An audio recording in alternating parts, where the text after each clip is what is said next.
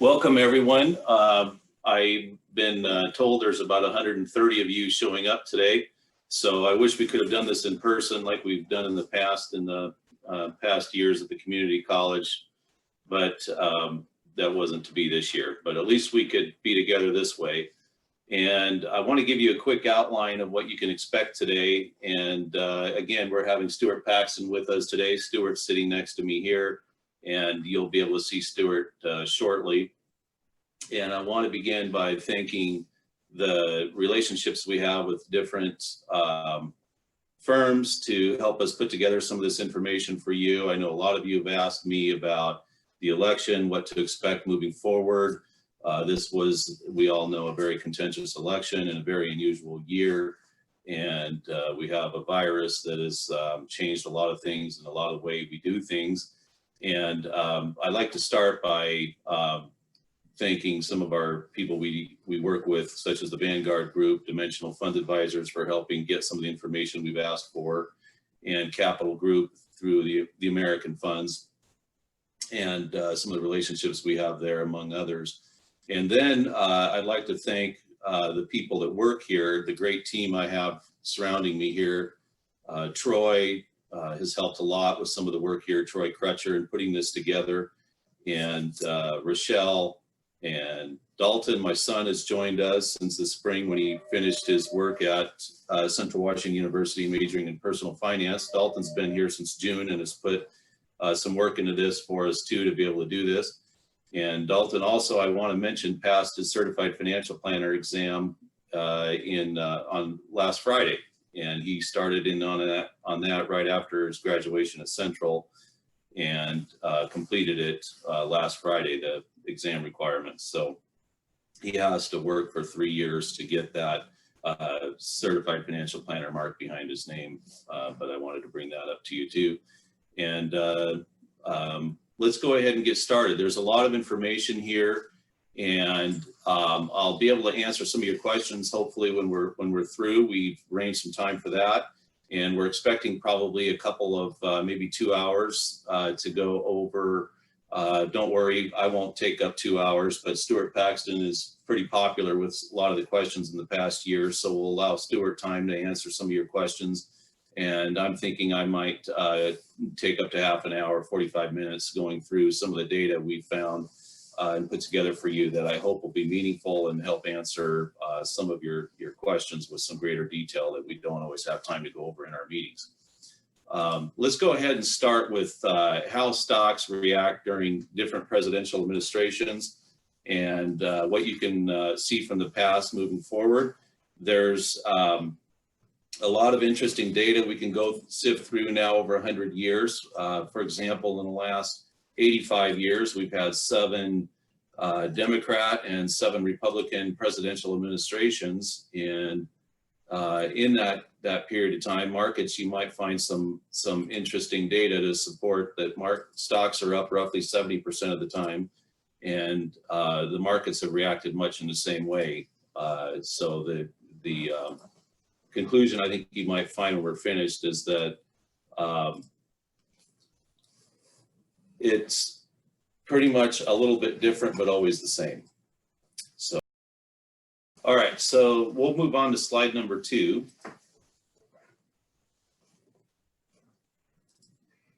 And this gives us a look at the different presidential administrations going back from 1929 up to present.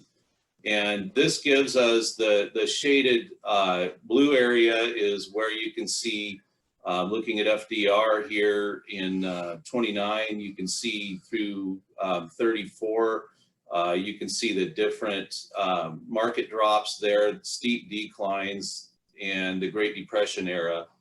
And then you could see in the blue from the next administration, that would be the Hoover administration, where you can see the markets going up. And then you can see the red from the Republican administrations all the way up to President Trump. And why don't we go hit the next slide and we can go through some detail. This gives us Herbert Hoover, actually, from 29 to 33. And we can see the Republican president here. The Senate had control at that point in time. In the Republican camp, the House was mixed and unemployment rates of 25.4%. And we had inflation in the negative, so deflation, and we were consuming, we had some deficit spending going on, and we had GDP growth negative in that period of time. And right below that, we can see that if you had invested $100 from the beginning of that administration, you would have, not quite the beginning, but you would have depleted the value of that $100 if it was in the stock market to $36. And then we can go on to the next administration. I hope everyone can see that slide. Is it okay? FDR administration, 33 to 45. We had 3 terms there, the first and only time of a 3-term president. Senate control and House of Representatives control was firmly in the Democrat side. Maximum unemployment, 25.5%. Inflation, 2.9. So we left deflation and went into an inflationary period, and massive deficit spending and GDP growth of 9.3. So we had tremendous GDP growth, but we also started from a very low point. I think that's an interesting point to bring up here. And you can see that $100 grew to over 400% return on your money, and significant growth because you basically bought near almost at the market bottom.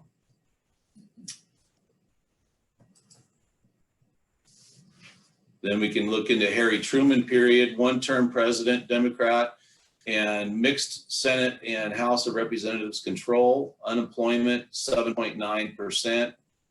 Inflation, 5.5% almost, and picking up deficit spending increased, and GDP growth 1.3% over that period, but $100 grew to $252 over that period of time.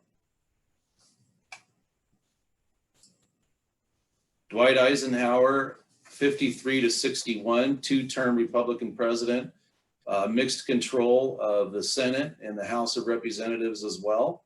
Unemployment, 7.5%, and inflation almost 1.5%, so very low inflation.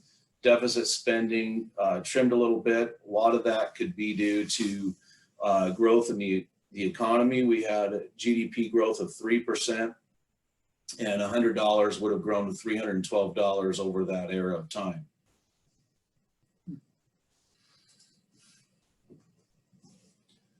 JFK, 61 to 63, unfortunately, as we all know, didn't get to complete that term. $100 grew to $141, and we had both sides of the House and the Senate controlled by Democrats at that time.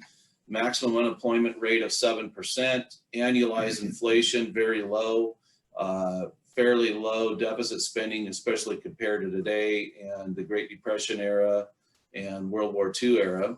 And we can see GDP growth of almost 4.5%, and $1 grew to $141 over that period of time.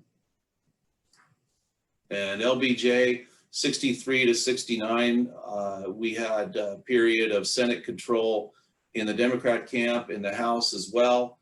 Unemployment rates, 5.7%. And can we go back to the last slide for just a minute?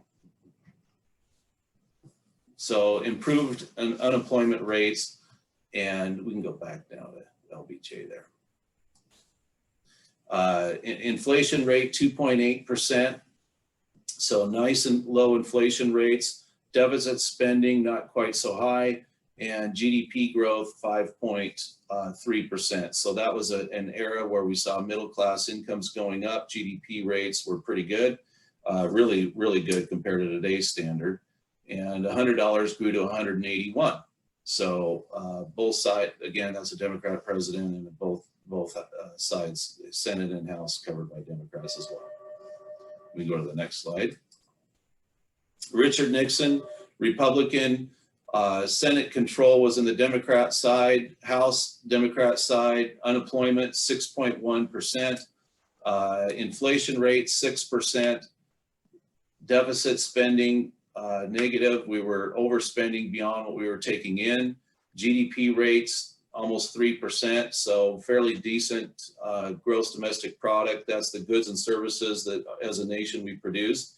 So it wasn't in the negative, and long-term averages, it's very close to that figure.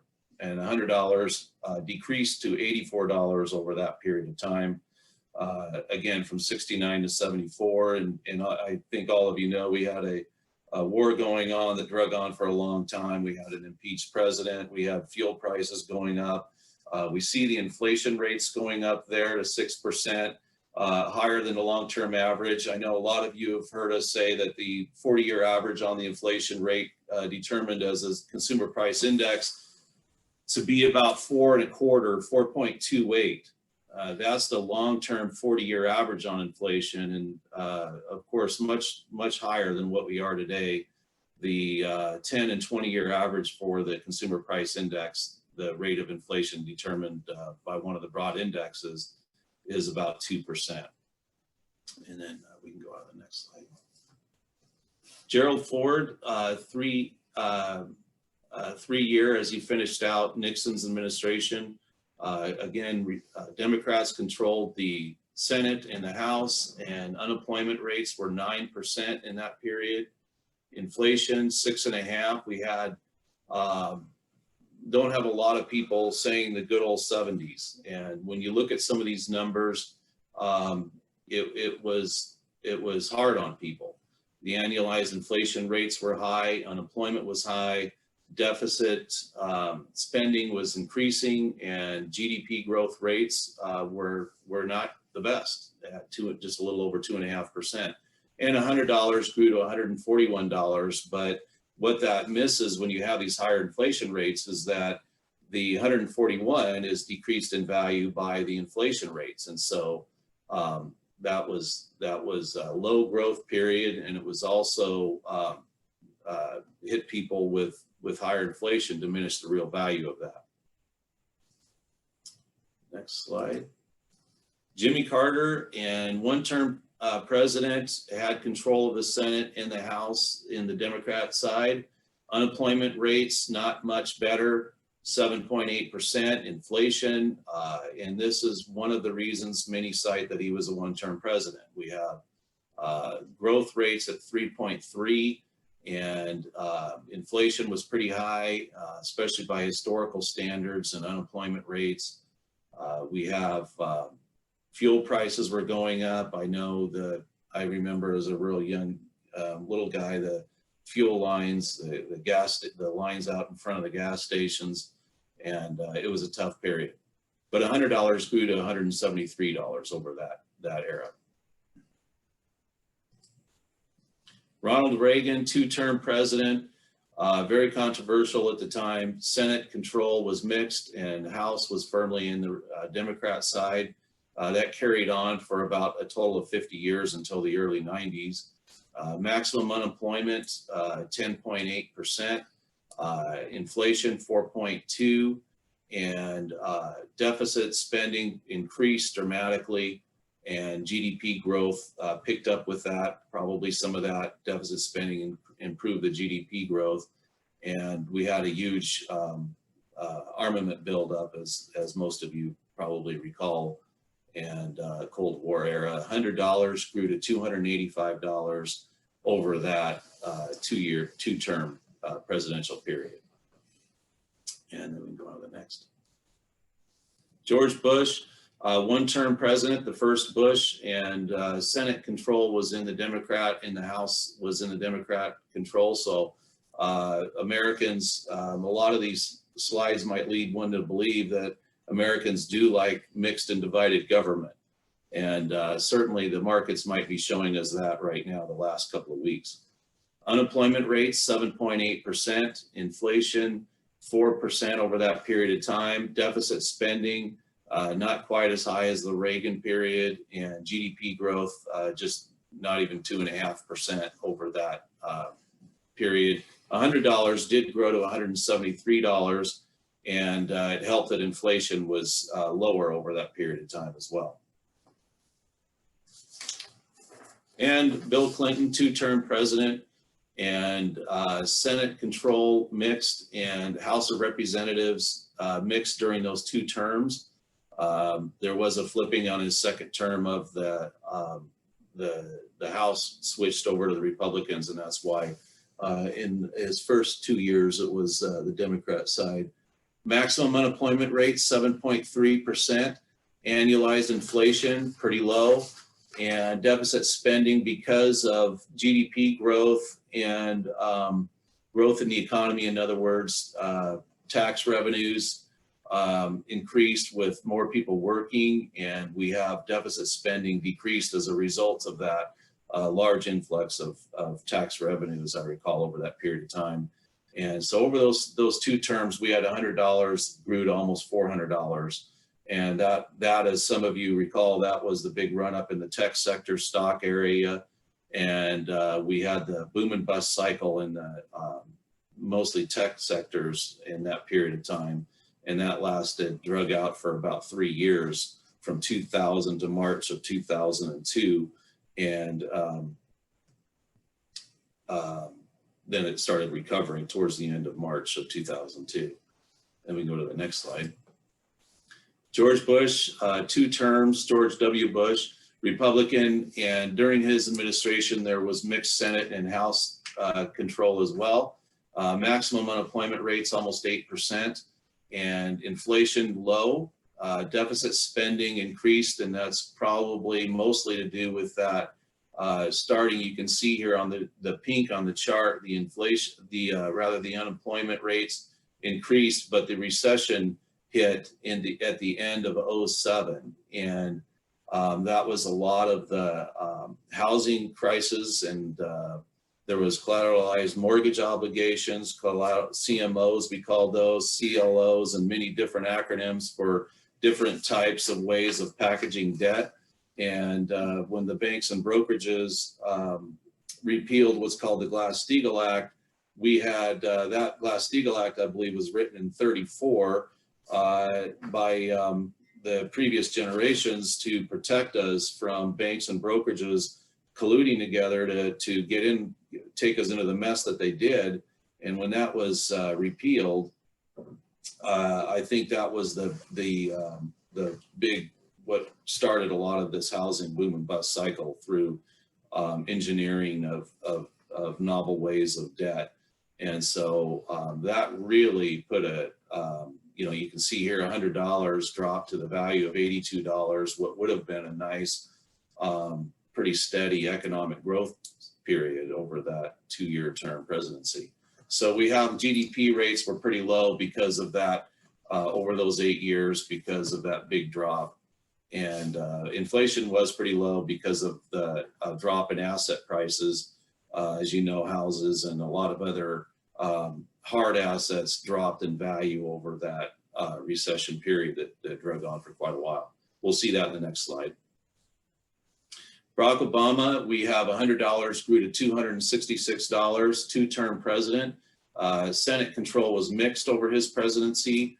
So was the House, and maximum unemployment rates. There was a lot to work through there, 10%. Inflation was very low as we were working through that recession, and deficit spending was ramped up very heavy. We can see when he started his presidency, it basically doubled the deficits.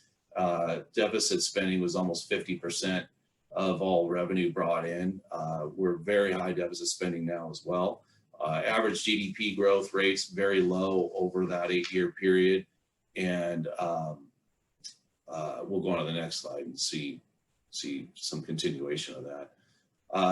Maximum unemployment rates due to we can see the coronavirus hitting here towards the early 2020 in the pink. That shows up as the deep recession that we could have felt had it not been for the massive stimulus money that was pumped into the system. We know that over $2 trillion was pumped in, and I'll make a few more comments about that in a few minutes because that's been coming up a lot.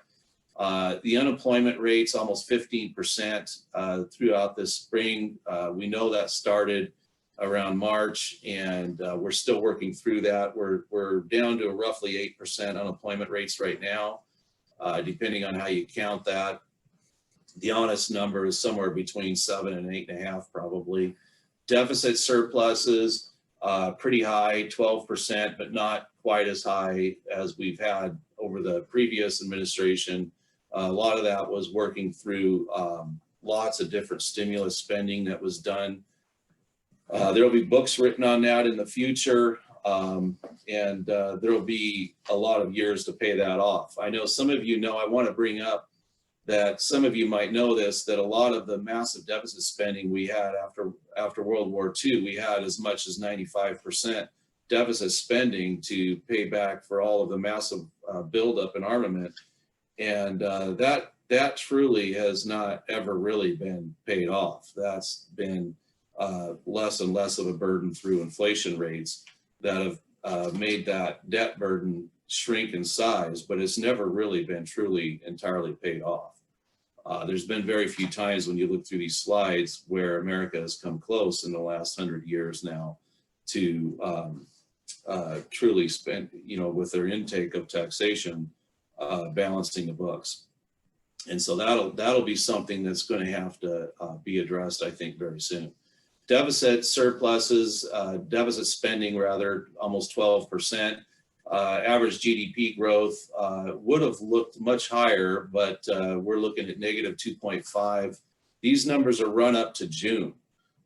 So they've changed very slightly since then overall. The years smooth out the incongruencies and ups and downs that you can see on some of these charts like this one right here. You can see in the pink where the early part of 2020 where the market and the economy really dropped.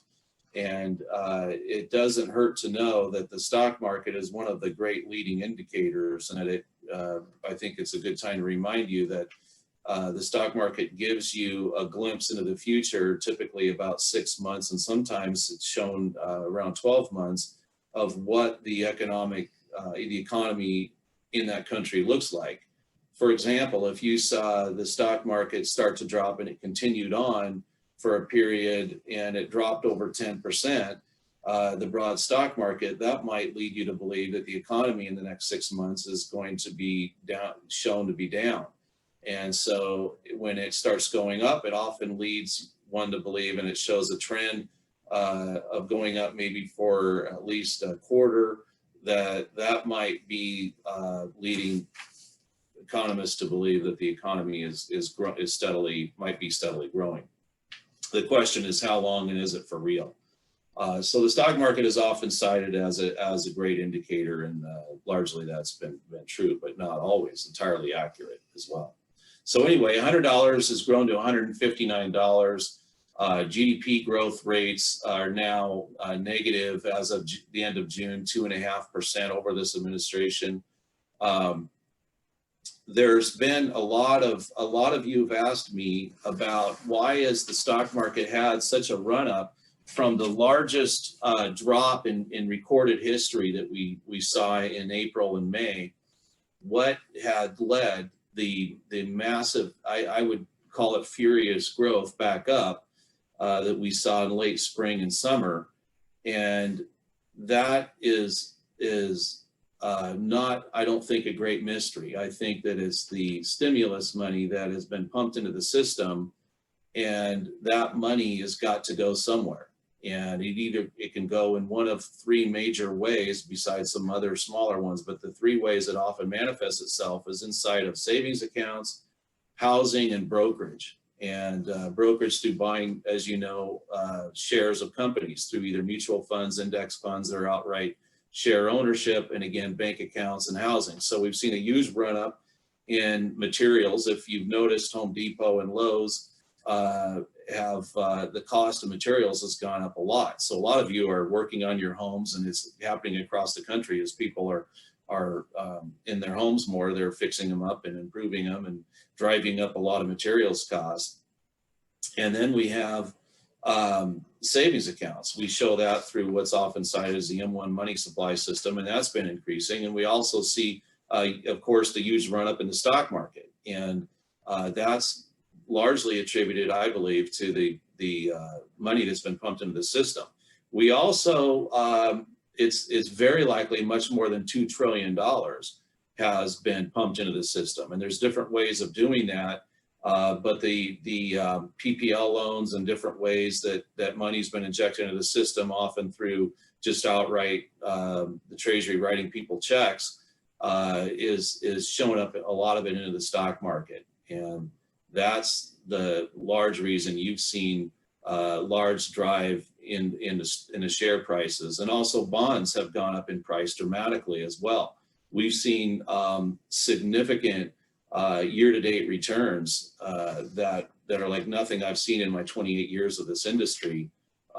We've seen safe bonds up over 10% year-to-date now, and that's highly unusual, especially when yields are down to basically zero. And when you account for inflation, your yields are zero; they're negative, in fact. So the prices of these bonds has been driven up, so that year-to-date we see some pretty high returns in those areas.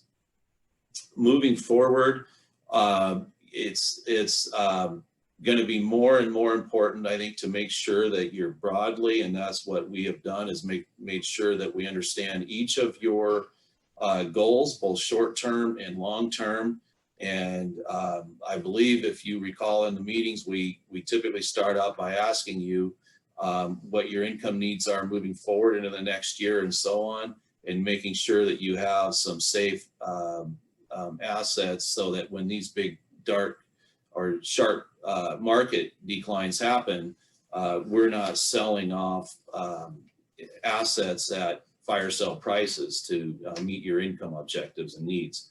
So having safe money inside of places like high quality bonds, money markets, things like this has served us all, I think, very well. And we've also had surprise returns in what we didn't expect from the bonds in the last 2 years, actually. And so that's where the broad-based diversification inside of stocks and bonds. There's many different forms of bonds, as most of you know from the ongoing meetings we've had through the years, and in stocks. So you see stock market declines in some of these slides. You've seen some snapshots of the Great Depression era, and there's lots of different forms of stocks. And so all of you should know that we have exposure in everyone's accounts to international, smaller companies, middle-sized companies, and large companies. And then some of you might recall it in value and growth companies. And this gives us this broad-based diversification, so that when the market has these big drops, they don't affect us as hard. So, and also we want to capture the returns of those broad-based asset groups as well. Along the way, we want to make sure that we're doing all we can to mitigate and pay your fair share of taxes. Nobody wants to pay more than their fair share, even though we're running up huge deficits. If you feel strongly about doing anything to help write those deficits down, you can send an extra check to the Treasury. But so far, I've had no one volunteer to do that. I want to, is there a way we can open this up to questioning right now? Or, so does anyone have any questions you want to bring up? And then I'm going to turn this over to Stuart Paxton. And while we're looking for some of your questions, if you have any, I want to make mention too of a great book that was dropped off from a great client of ours. And I'm going to go ahead and give you the name of her book. I haven't asked her permission, but since she's published, I think it's fair game. Jane Myers Bowen has brought in a book to us, and we've been going through this, and I think it's very, very well done for a lot of the things we encounter from your questions. And it's got some great checklists in it about things. The title is, "What Are We Going to Do About Mom and Dad?" And some of you, that's probably striking a chord right now. And it's got some great checklists in it, some things that you can use when you're going and looking out for your parents that are entering the stage in life where you need to find some assisted living care help, some of the questions you want to ask some of these places, and how to go about finding some of these places. And so Jane has done a really good job on this book. We know from experience that these are great. This is great information she's put together. I just want to make mention of that. And question, do we have a question here? Yes. I'm retiring in 2021 and my 401k is roughly 50-50 stocks versus bonds and cash. What would you recommend for a good balance? And that's a great question. And it's something we go through each day here. I'll answer that by saying I don't want to sound flippant. We want to know what your income needs are moving forward. So everyone that needs income from their investments, they may need it at different points in time, such as 5 years from now, 2 years from now, or just days after retirement. And some of you have cash on hand in your savings accounts. That's really nice to draw down to a point where you're comfortable with the balance left in there, because that's money you've already paid taxes on. And we want to look at rough examples maybe that can help here, where if you need maybe $2,000 a month from your investable assets, then we would do just a simple example would be 2,000 times 12 months is 24,000. I might suggest just roughly 5 years worth of income needs in safe assets, if not 7 or even 10 years. So a 50-50 stock to bond balance, you know, we know that over time stocks pay above the rate of inflation, and historically it's been 2 to 3% above the rate of inflation over most decades. And so bonds are 1 to 2 percentage points above inflation historically, depending on the types of bonds. But mixed types of bonds, like if you mix government and corporate bonds, you'll probably see that long term it's about 1.5 to 2% above the long-term rate of inflation. So saying all of that, if the higher growth rates come from stocks, but they also go down sometimes, and they stay down for a while, and nobody wants to be selling these off at low prices. We always want to buy low and sell high. So with the bonds, if you need safe money for the income needs of maybe $2,000 a month times 12 months, 24,000, maybe something around the range of $125,000 to $150,000 inside of safe asset categories that you can replenish a money market account, so that you have maybe a year's supply of income, if not 6 months maybe would be adequate to sell off some of the bonds that don't gyrate as much and they're more steady. And then rebalancing. Rebalancing is really important part of this whole equation. We want to make sure that rebalancing is done sometimes on a calendar year. Every client account is gone through every 90 days manually, and that entails part of the process we go through to rebalance every one of our client accounts. Most of you probably know that. And that's where, when we have run-ups in some of the small stocks or the large stocks such as Amazon or Google, or the FANGs are a great acronym to remind myself of the Facebook, Apple, Netflix, Google, Amazon, Microsoft. When those have high run-ups over a period such as a quarter or a year, it's a great idea to trim back. Maybe if we had exposure through large cap growth indexes or individual stock selection exposure to that asset category, if we had 15% targeted towards that and we had a run up like we've had over the last year, and maybe it's become more than 20% of that asset category, we might want to trim that back to represent the original intention of 15%. Next question: when stocks are down and I want to take money out of my investments, where does McIlrath and I take it from?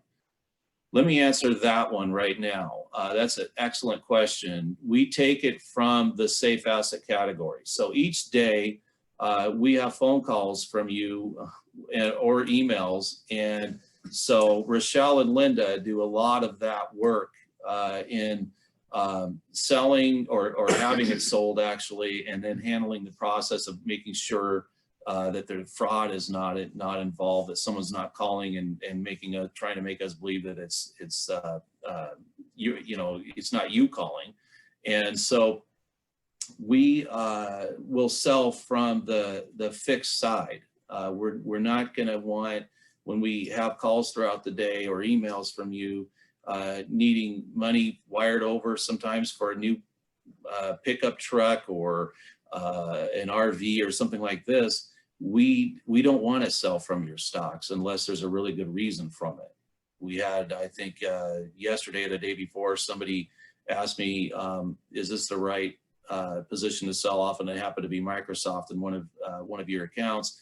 And so we made that determination just because of that person's unique situation. But however, usually when you call and you need money, we're taking it from the fixed side of your investment accounts.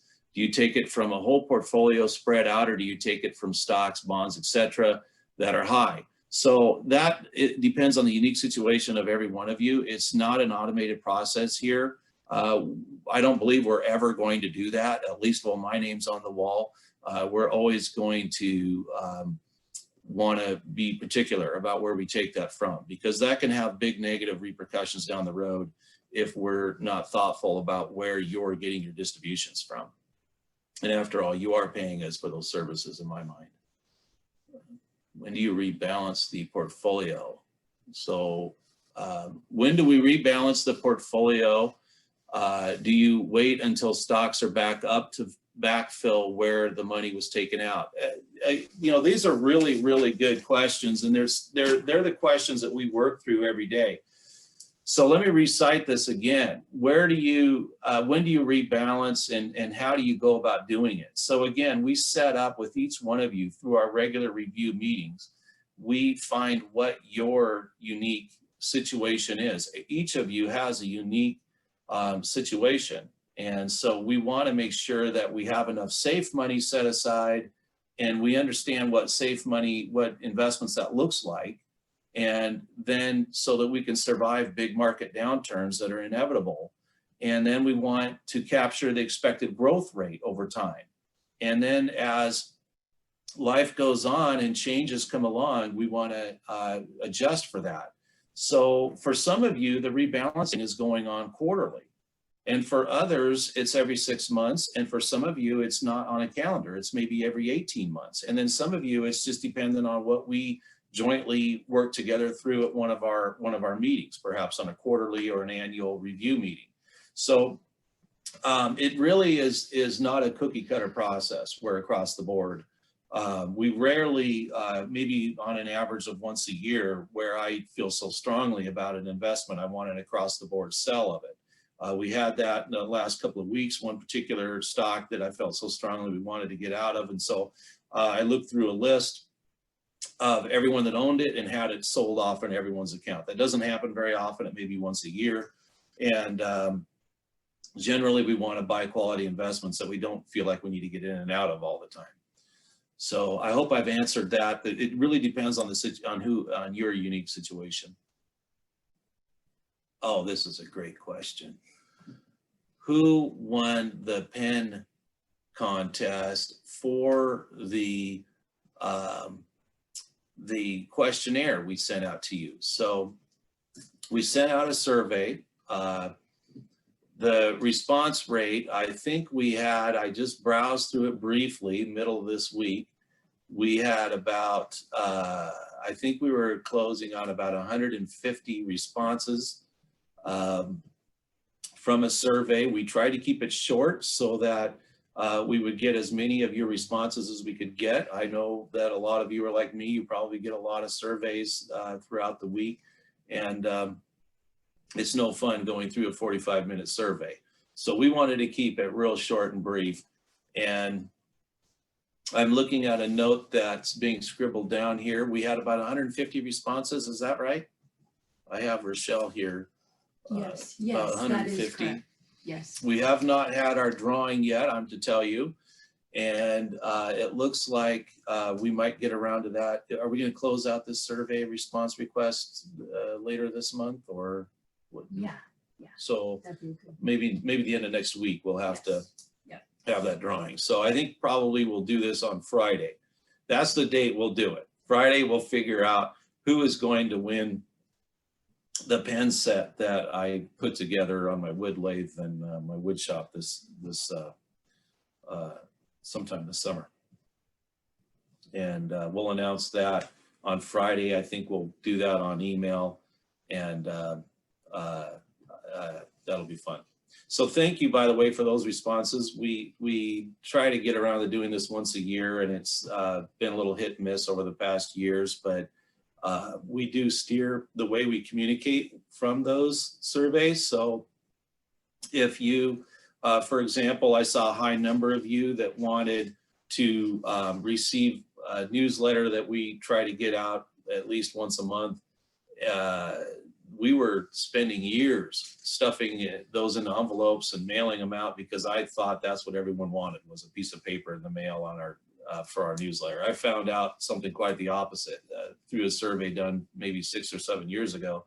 So we switched to email because it was over 80% of you responded you'd prefer to have it emailed out to you. Then that was a similar response I saw from some survey questions this week, that it was in the mid 80% of you responded that you would prefer to get that newsletter through your email box. We are very gratified with the number of family and friends that many of you, we have close to 100 referrals coming in here a year, way higher than the industry average. And so we're grateful for that. And these survey questions, they do steer some of the way we do things around here. Without all of that, do we have any more questions? So far, we've fielded 3. There might be some more. I'm going to hang around here. And now I want to introduce you to Stuart Paxton. Stuart's right beside me here. And Dalton's going to turn the laptop screen so that Stuart can be seen on the camera. There we go. This is kind of tight here. Is this going to be all right? Yeah. Good morning. Good morning, everyone. So, Stuart, you have some questions you might want to start out with. I do. Well, just so you all know, this is the busy time of year for folks who are on Medicare. It's called the annual election period. And I'm on the phone a lot every day, chatting with all my current clients and going over their coverage and making sure that the plan they've had for this past year is going to work fine for them. And oftentimes it's necessary to make changes. And it's between October 15th and December 7th that we can do that.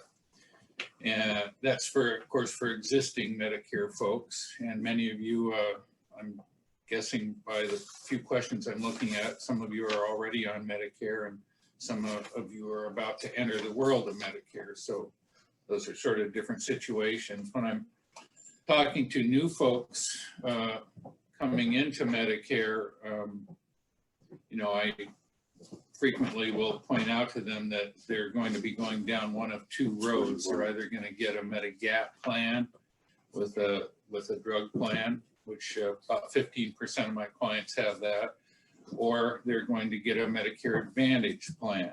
And there are a number of those available. And they kind of have to do with a level of risk. This type of insurance is sort of a risk issue. When a person gets a Medicare supplement, they're paying more for it, but the upside is they're reducing or pretty much eliminating the risk they would be exposed to should they have a major health event. Most of my clients who have Medigap plans, or they're also called Medicare supplements, get them because perhaps they have chronic illness or they're anticipating major surgeries in the following year. And, you know, it's appropriate for them perhaps to get a Medigap plan, which in fact, one of these questions asked me about it. And there is a way, by the way, for a person on a Med Advantage plan to switch to a Medigap plan regardless of their health, but I can perhaps address that a little bit more later. So when it comes to a Medicare Advantage type of plan, there are several excellent plans that cost nothing, have drug coverage, they have free eye exams, some have dental. These guys are all in competition with each other. I don't know how many of you are about to turn 65, but if you are, you've been inundated with stuff from all the companies that offer these plans because they all want you. They want your autograph. And the reason they want you to sign with them is because Medicare is going to be paying whatever company you pick somewhere around $750 a month to insure you.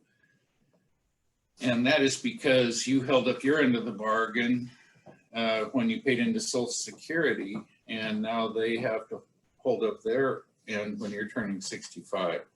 So there are wonderful plans. They're co-pay or co-insurance based plans, kind of like what perhaps many of you have now through work.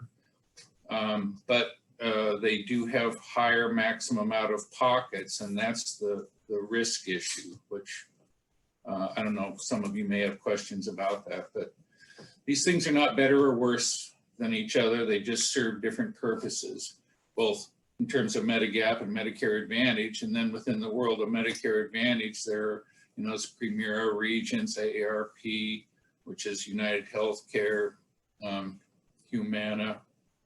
They all have good plans. They all tweak them in a slightly different way from one another. And, you know, there can be subtle things that help me to direct my clients toward one company's plan over another. So that's sort of the background. So I might as well, Dalton, I guess I'll just go ahead and read some of these off. Is that the best way to do it? All right. There are no names on here, but I have, I don't know, half a dozen questions from you. I'll just read them off. My wife and I are first-time Medicare recipients. We're about to choose a plan with United Healthcare and want to compare other types of plans. Tell us more about Advantage plans versus just Medicare with Medigap coverage. I kind of addressed that a few minutes ago. The premise of the Medigap plan is that you would anticipate probably spending with a drug plan somewhere in the neighborhood of $200 a month for it, but in return, again, if you have significant health problems, you would be probably happy that you got that. On the other hand, folks who get a Medicare Advantage plan, certainly a zero premium, I guess you could look at it this way.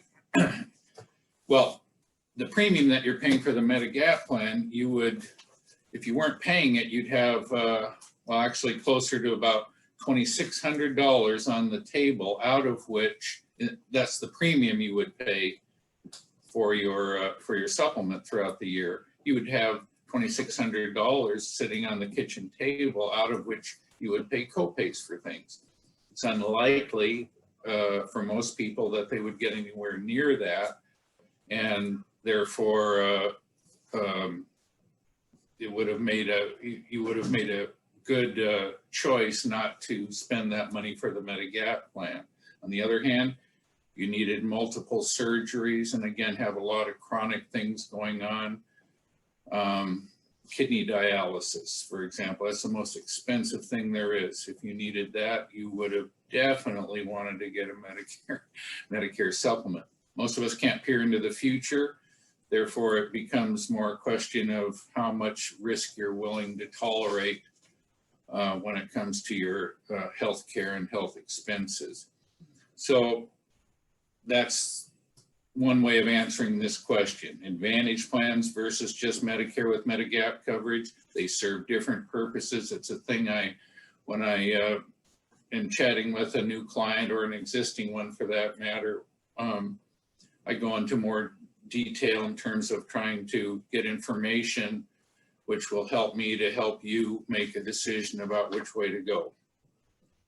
Okay, the next question is, I am 68 years old.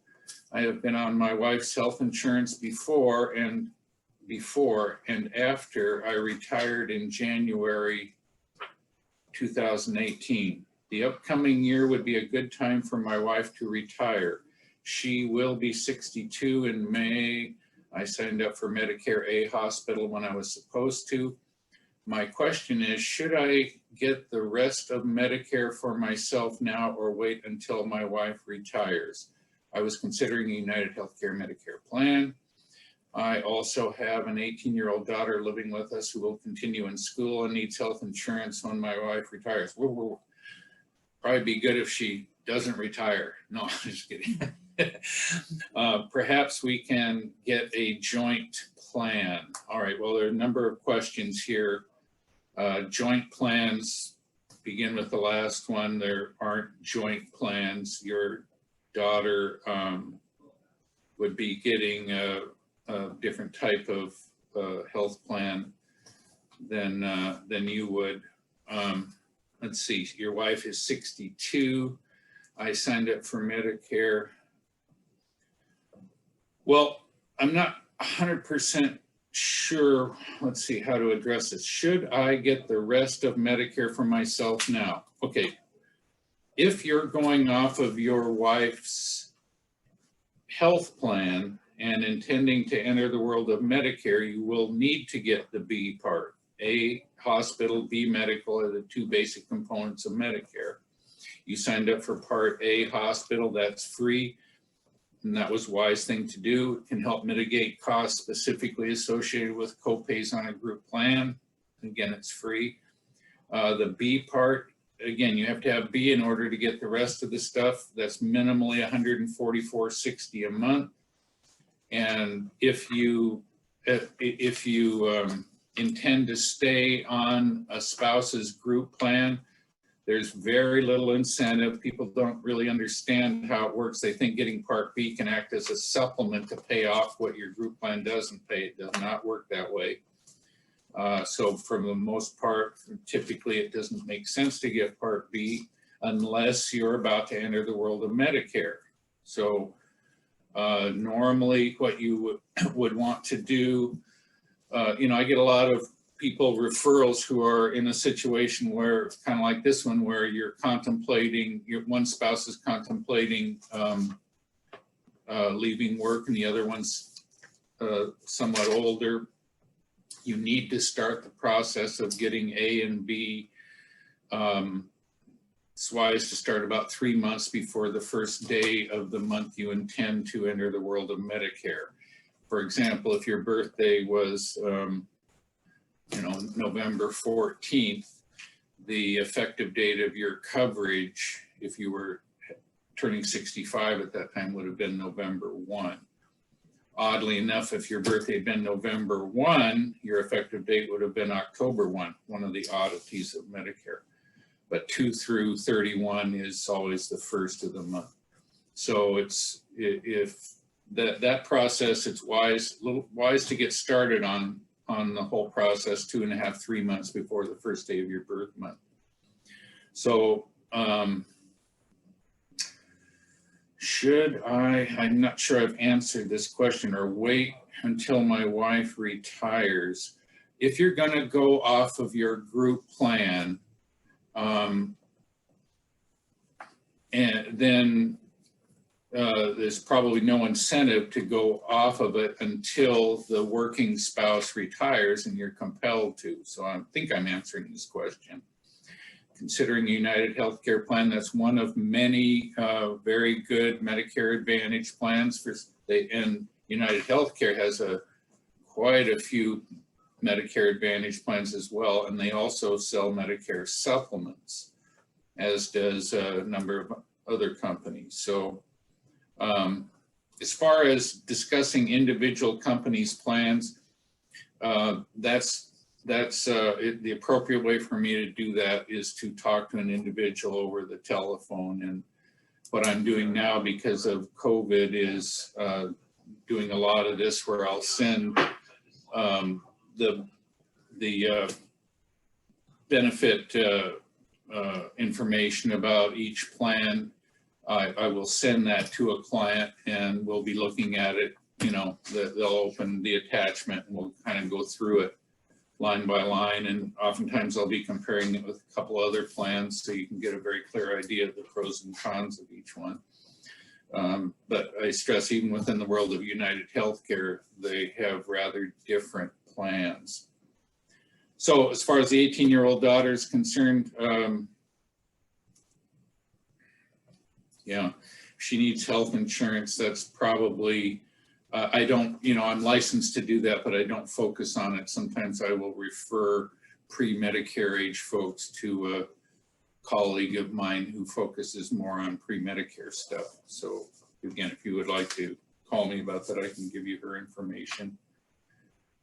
Okay, so we signed up for a Medicare Advantage plan a few months ago and are wondering if you see major changes in the plan in the new enrollment period. It depends on your plan. Some plans are changing rather more than others. Again, not only does one's plan sometimes change, sometimes the premium changes, sometimes the clinics that obviously have to be signed up to take plans, sometimes they stop taking it. It was a very odd thing a year ago. In Bellingham, there's a large primary care clinic with a number of satellites called the Family Care Network. And out of the blue, they decided not to work with United Healthcare anymore. I don't know why. Most places take United Healthcare, but for folks who want to stay, for my clients who are going to United Healthcare or who were and are, we had to change them to another plan in order for them to be able to continue to go there. So that kind of change can happen. And quite honestly, this year, with the advent of a few new plans, a number of my clients have made a decision to switch plans that they've been on to for several years, just because, you know, this is all about competition, and these companies all want you to sign up with them because they want the money from the feds to insure you. So they're always trying to outdo each other. They're mortal enemies of each other. So as a result, competition is good. So the plan that you've been on for a few years may, all other things being equal, assuming your doctors take it and it works for you in all ways, it can make sense to switch. That's what I'm doing by talking to all my clients this time of year. Okay. What are the advantages, disadvantages of a PPO versus Advantage plan? Well, I think what the question is, a PPO versus an HMO Advantage plan. They're both Advantage plans and they both have networks. An HMO plan typically requires that you get referrals from a primary care doctor, and that you, with the there are general exceptions, Medicare requirements that you have emergency care and urgent care most anywhere you go. But beyond that, if you have an HMO plan and you're required to have your doctoring done within a more or less local network. PPO plans have the advantage, is reason some people get them is because there's an in-network component and an out-of-network component, which means that typically you might have to pay more to go out of network, but it gives you the ability to do so. So historically, let's say if you were a snowbird and, you know, in Tucson 5 months out of the year, then you might be more inclined to get a PPO plan. I don't personally recommend that to my clients. A number of my clients who have who are snowbirds will typically get that Medicare supplement, because not only does it cover most everything, but it's more flexible in the sense that it's kind of like a national plan. Any place in the country that takes Medicare will take your supplement that you get along with it. So, oh, got some more? Okay. You want me to finish these first? Oh, yeah, go ahead. Yeah. So, but there's been I'm just going to tell you right now, there's been a very intriguing change about PPO for this upcoming year. I don't get into details about individual companies or plans. That's a thing I do individually with people, but it can change some of this historical reasoning that I've suggested to people when it comes to picking one plan over another. So, but historically, the PPO plan gives you more flexibility. Historically, they cost more than Advantage plans, but some of that stuff has been turned on its ear for this coming year. If any of you want to talk to me about it, you can call me. Several prior Medicare brokers said people could switch between Advantage plans and supplemental plans each year as needed.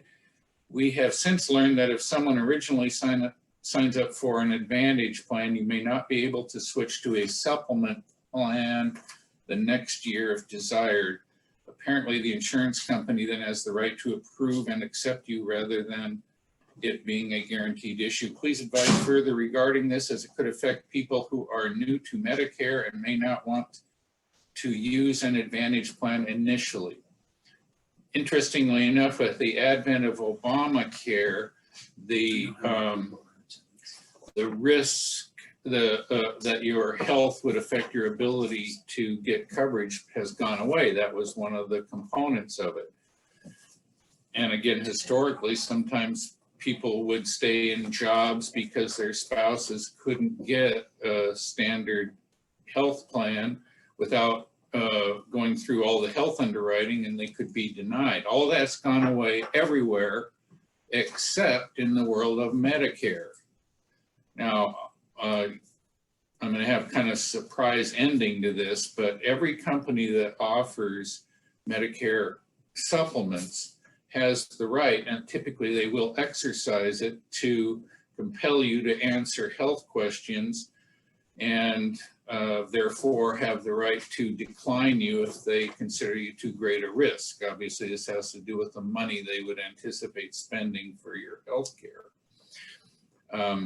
And therefore, that can pose that could pose a concern for people who are on Medicare Advantage plans who suddenly have something happen where it may be in their interest to switch.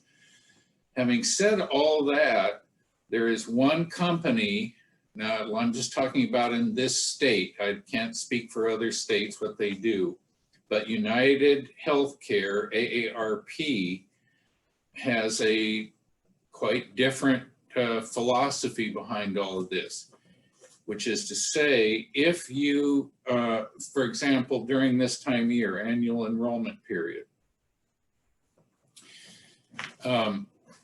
if I'm talking to a client who's had something going on, needs infusion therapy, dialysis, serious health, expensive health related things, I can still get them on a Medicare supplement with AARP, because the only caveat AARP uses in determining whether they're going to take you is whether or not you currently have a Medicare Advantage plan.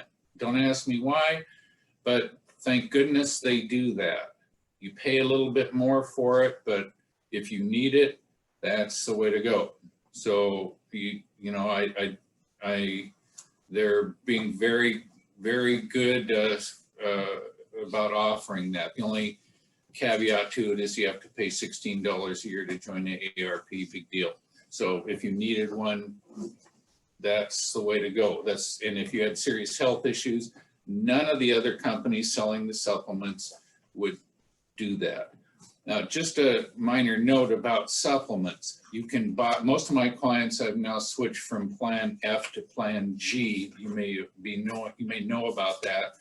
Plan F is going away for people who are turning 65 now. If you're 70 now and you wanted to go back on Plan F, you could do that. People don't always understand it, but there's no incentive to do it. It's more cost effective to get Plan G. Forget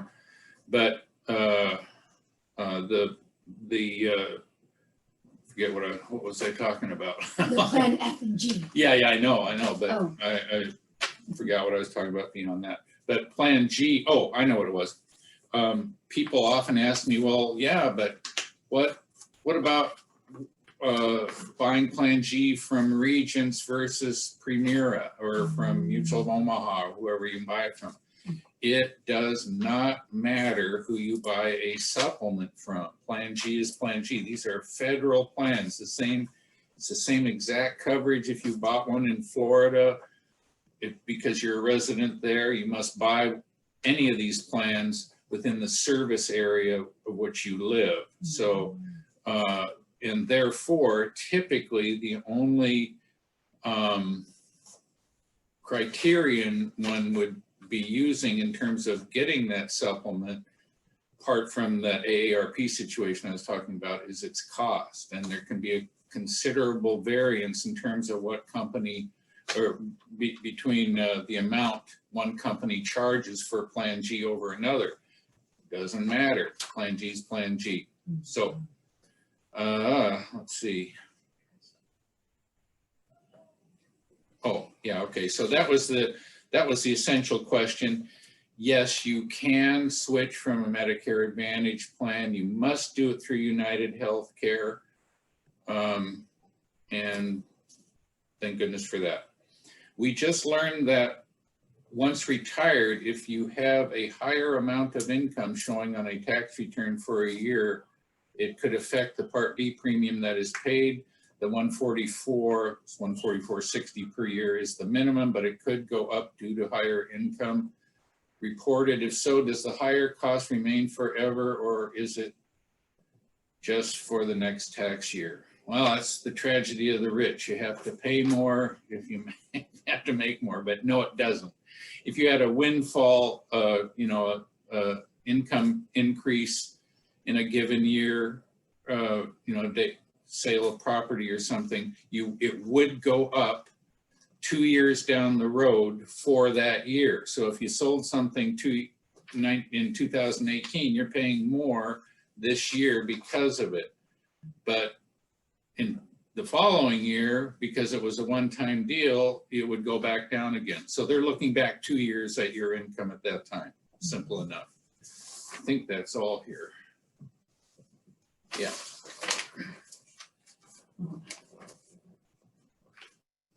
Best plans for national coverage. Well, I already mentioned the issue of the PPO and the Medigap plans. So that's the easy answer to that. Now, best is a word I don't like to use in the sense that a Med-Advantage HMO plan, these plans are all under the thumb of the feds, in the sense that Medicare requires that every company that offers Medicare Advantage plans have to meet minimums of coverage. And of course, it's the base of it is that they offer coverage at least as good as Medicare A and B, and they all exceed that. But additionally, one of the things that they require is that that every plan offer urgent care, which is walk-in care, and emergency care. They say anywhere in the world. I don't buy that, but I don't know how that would work in Mexico City or something. But since we can't travel anyway, it probably doesn't matter. But certainly nationally, if you're in Miami and you're having chest pains, and you go to, Miami General ER, they're going to run tests on you, and they're going to look at you and say, by golly, you need a quadruple bypass. Did you know that? No, I didn't. I guess I'm about to have a heart attack. Yes, you are. Well, they're not going to stuff you on a plane and hope you survive the trip back here to have it done locally if you had an HMO. So you have this coverage for the big thing when you're traveling, and you also have it both here and there for walk-in clinics, which is what urgent care is. So in that sense, you have national coverage. And again, things are a little bit turned on their ear this coming year due to the advent of a couple of new plans, and which may encourage some of my clients to get off their Medigap plan because they're snowbirds and hop onto one of the very good Medicare Advantage plans that are very inexpensive and have a PPO component. Again, if any of you want to give me a call about that, I can explain it to you. So I stress, there's not about best or worst. It's about what is right for you, depending on your health and your degree of mobility that you have during the year. How far in advance of turning 65 do you need to sign up and begin selecting the Medicare plan options? That's that 90 days before the first day of your birth month. Just a caveat, if you are collecting Social Security prior to turning 65, you will receive your Medicare card automatically about 3.5 months before the first day of your birth month. If you're not, then you need to apply for Medicare, and the best way to do that nowadays is to go online to medicare.gov. It can be a little tricky navigating it. I've helped a number of people get to the place, but that's the smooth way to do it.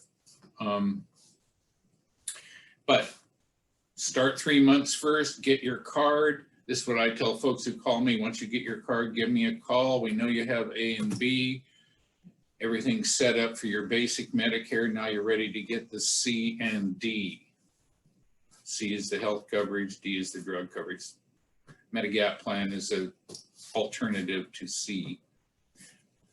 I'm retired. Oh, one thing I want to mention about that question about the 68-year-old who's going to go off the spouse's coverage. When you're in that situation, let's say if you're 66 or older and you've been on group coverage, you will need to get a letter or have your spouse get a letter from the Human Resources Department showing that you had coverage from at least through them. You had health coverage during the interval between the time you turn 65 and the time you intend to enter the world of Medicare fully. So if you're 68, and let's say that's 3 years, you would potentially be subject to 2 significant penalties for not having gotten on Medicare fully when you could have at age 65. And that letter, and most human resources folks know, it's a state generated letter, DHHS letter. And they fill it out and they say, John Smith has had coverage from, usually a point prior to your turning 65 up until the last day of the month you intend to hop off and enter the world of Medicare. And you need to submit that letter when you apply for Part B in order to avoid a significant penalty. There's a second penalty, and I tell my clients, look, if you're in this situation, make 2 copies, one of which you're going to be sending to Medicare Central and for Part B, and the other is one that I would be submitting with whatever drug plan you decide to get, or Med Advantage plan with drug coverage, or a separate drug plan with a Medigap plan, has to be submitted with that application in order to avoid the Part D as in David penalty. Drug coverage was created in 2006, and before that there wasn't any, and it's wonderful that it's there, but one of the oddities of it is that it was a carrot and stick deal for everybody back at that time up to now, which is if you don't get it and you didn't have alternative coverage, you will be subject to a penalty for the rest of your life. So that's the stick part. All right. Let's see. So yeah, 3 months. I'm retired military and will have TRICARE as my Medicare supplement. Do I need any other supplement coverage?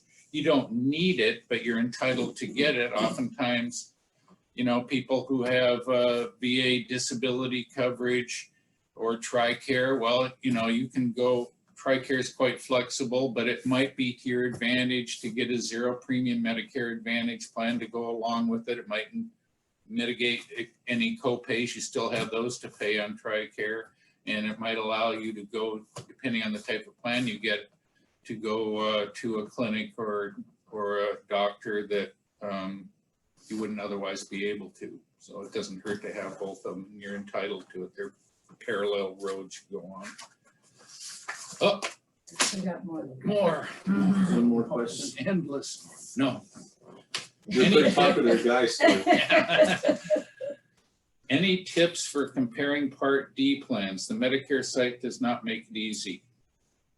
Well, yeah, you can call me if you want to. I do that a lot, and it can be, well, I'm glad somebody asked this. Last week, last week, I was talking to two of my clients, both of whom had been prescribed different brand name drugs, one for each of them. And in both cases, without naming names of companies, I went through the process of plugging in these medications and then comparing them one company to another. Now, those of you who are familiar with Medicare, and it's also for group coverage, nowadays drugs are tiered, tier 1 being common generics up to tier 5, specialist drugs, sometimes even compound drugs. And the higher the number, the higher the cost. And they have other implications too when it comes to Medicare deductibles. But what happened with each of these drugs is that every single company offering Med Advantage plans, and, this wasn't for Medigap and it wasn't straight Part D, that could be different. But this is what happened. It's still the same thing would happen in both cases. Every company, again, they're finding ways to attract you to sign with them. And in both cases, there was one company that offered this each particular drug at tier 2, which is much less expensive than what in both cases every other company did, which was to have the same drug at tier 4, not even 3, it was tier 4 to tier 2. So that alone, when we factored everything else into the mix of what would be most appropriate for them for next year, they switched to this company that offered it at tier 2. So for comparing them, I mean, if you're doing it yourself, you can go to medicare.gov and you can plug them in and see your drug coverage. But again, it's only one component in a bigger mix of things very often. Having said that, if you're getting a Medigap plan with a separate drug plan, then you can go on and plug in your drugs, and you'll see typically it depends on whether you're getting a mail order or how you're getting your drugs and some other things, but typically it will enable you to compare at least the relative cost of your medications. If you're going to do it, put in both retail and mail order, because there can be a big disparity in how much you pay with some plans if you order them mail order versus going to Rite Aid or something like that. Are those more questions? Nope. Oh, okay. All right, well, I guess We'll have Thor answer a few questions. What's that? We're gonna have Thor come back, answer a few questions. We're gonna have what? Thor is gonna. Oh, come Thor, back. oh, okay. So he's coming right down. So I. So we're gonna have a seat.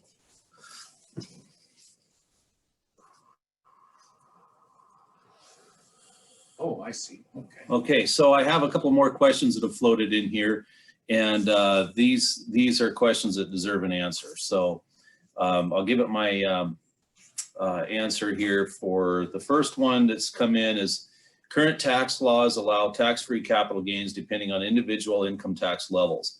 Should I be selling stock gains or winners in the stock gains to take full advantage of this? And this is something we do with each of you that have income levels roughly around $80,000, married, filing a joint tax return, and stocks with gains in them are allowed a tax-free sale. So we do this throughout the year for each of you that is in this situation. So typically we brought that up to you already, but a great question. A lot of people do not take advantage of this that have come in here and been dealing with other advisors for years. Current tax law allows tax-free capital gains depending on your income tax levels. So the answer is that should you be selling them, probably you could be repurchased again inside of an IRA or an IRA account would be the best way to repurchase that stock if we want to keep it for the long term. So probably. The other question I think is on a lot of people's minds: how do you foresee the dark cloud of the national debt affecting future markets? Is the nation financial markets facing Armageddon? So I think that this is at different points in time. Each of us goes through some of these thoughts, and I certainly do. And what we looking through a lot of information, there's a lot of great books that have been written through about historical points and references in time. Ray Dalio writes a great book. It's basically it's going to take you a long time to get through, but he goes through a lot of data. Ray Dalio is one of the largest hedge fund managers in the world. I believe he is probably the largest through Bridgewater Associates. And what I would sifting through some of the data, not just from Ray Dalio and other sources, but looking through history. Stocks are up 3/4 of the time, roughly. It's about 72% of the time over 100 years of data that equity ownership, fractional equity ownership, I want to get that right, are up, but they're not always up 72% of the time evenly. And so we get our returns from stocks and real estate that is usually about 3, even higher percentage points above the rate of inflation. And there's periods where there's large sell-offs and panic sell-offs. And we saw that, as we know, this spring. And the way that we counter, the way we defend against some of this is we make sure that we understand our cash flow needs. And I've been trying to always stick with very simple terms, such as what are your needs monthly and annually? Let's stuff that inside of safe assets. We've already determined that's money markets and bonds largely, and even savings accounts and CDs. Some of you have heard me say certificates of depreciation. Those are not great growth strategies, but they're safe areas for money. We always need some of that probably, especially if you need income from your investments. Inflation is something that I've been wrong on for over a decade. I've thought it was going to come much sooner, but we don't put all our eggs in one basket, so it has not had an effect on anybody's returns anyway. Saying that, inflation is something that is, I think my personal feeling is we're going to be seeing much higher inflation rates in the next decade. And what can we do to defend ourselves against that? Stocks and bonds both do a pretty noble job of defending against inflation. Stocks being the number one. Real estate is one of the hard assets, such as gold hasn't always, but also precious metal and gold has been a defense against inflation, especially when you have big bumps of big high jolts rates of inflation. But I would suggest that stocks would be fractional ownership, equity ownership in for-profit companies is your best defense against inflation. And bonds also have been noted as helping offset the rates of inflation. So broad diversification across different stock or equity classes, again, the small, mid, and large, value and growth. Then we can also spread our risk across international, and we can define international as like your both emerging markets such as China, and some people aren't saying China's emerging market anymore, but that's up for debate. India and other emerging economies, and then you've got your major international economies such as Australia, France, Germany, the UK, Scandinavian countries, and Australia. So spreading our risk amongst stocks and also bonds is going to always be our best defense. And we want to make sure that's rebalancing is going on throughout the year. And that the most important thing in my view, is to make sure we understand what our income needs are moving forward. Any other questions that have? We have another one that's popped up. Should I convert pre-tax 401k savings to Roth before retirement? And should I be contributing to my 401k pre-tax or after tax? So the question is, should I convert my pre-tax savings to Roth before retirement? Usually, most of you, your highest income earning years are in your last few years of work.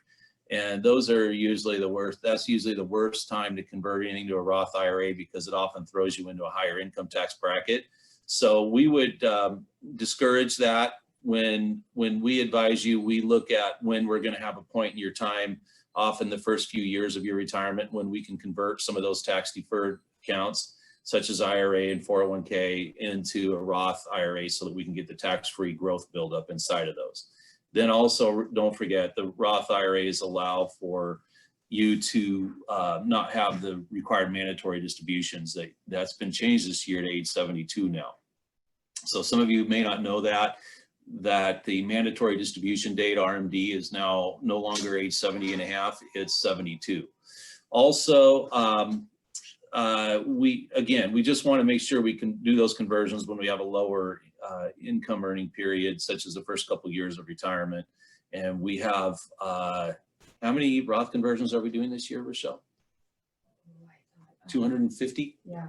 Roughly 250 Roth IRA conversions. It's not something I like to broadcast all the time in the fall, but this is getting to be a very busy time of year. Part of that is because in the mix we have the Roth conversions for many of you that have retired this year or last year. And so we're looking at taking advantage of this point in time where often you're drawing down from your savings to meet your income needs. And that's when we want to capitalize on those opportunities and get as much at a low preferred tax rate, usually in the 12% marginal tax rate. So a couple married filing a joint tax return, that's about $80,000 a year. I think it's 80,000 and some change this year. Next question. We got a question for Stu. And I want to also make mention that Stuart, I've known Stuart now for over a decade, longer than that, I believe it's been now. And we've been really thankful for Stuart's, he's been very helpful to many of you and the over 800 clients we have in helping sort through some of this. Very complex. Medicare is a complex place to find yourself when you're doing supplement planning, Medicare supplements, and Stuart being a broker is really key to examining all the other plans. But we like to think he's going to be around for a lot longer to help with some of this stuff. It's been very helpful. So Stuart's got a couple questions, and I also want to pass along Stuart's contact information. Sure. Have you done that yet, Stuart? No. If you've got a pencil handy, you can reach Stuart directly. Use the 474 number. Or Yeah, 1619.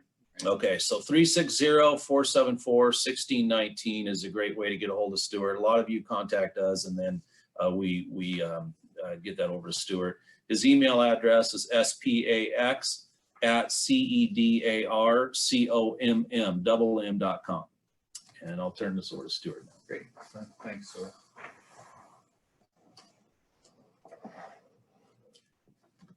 One of you wrote in about Medicare. I'm a retired federal employee needing Medicare next year. I have a federal plan. Do I need Part B? You should, yes. I'm not going to say for sure, honestly, because I can't think of this offhand, but yes, it typically in the world of Medicare, you need to have both A and B, unless your plan has nothing to do with Medicare. Now, it may be a plan that you can go on or have an option to go on that has nothing to do with Medicare, or you're using in lieu of Medicare, which may be the case. So the rule of thumb would be if it's related to Medicare coverage, yes, you would need it. Now, having said that, oftentimes, regardless of the sort of plan you're going on, it may still be the case that you need to get both A and B. If you have an option, for example, of getting a retiree plan or even a regular group plan, depending on the sort of plan, contract or plan your company has, sometimes even then, once you turn 65, you're required to get both A and B, because that would mitigate the responsibility of your company's insurance company when it comes to paying claims. So the answer is, I'm guessing you would need to get Part B, but it kind of depends on what the plan is, whether it's Medicare related or not. So that's the only other one I have. I think that appears to be it. Well, it looks like the tally shows 127 of you participated today, and so we're likely going to, I already have a little bit of input from a few of you on areas we can use to improve, so we're going to be using that for perhaps another opportunity to have one of these. Should we call this a fireside chat, Stuart? Maybe we need a fire going. That's right. Yeah, where's this fire? Next time. But again, I'm glad you're here, and I wish we could have done this in person, but we're doing the best we can with what we've got today. And then thank you to Rochelle and Dalton and Troy and all of the people that work here, because everyone has had some input in this. And so I'm glad you're here. And if you have any questions, feel free to email. And then I'm gonna, a few of you have already asked for PowerPoint presentations, and I'm gonna try and have those sent over to you this morning or this afternoon. And then if any of you want a full PowerPoint of any of this work we put together, we're happy to send that right over to you. So everybody have a great weekend, and look forward to seeing you when we get the chance.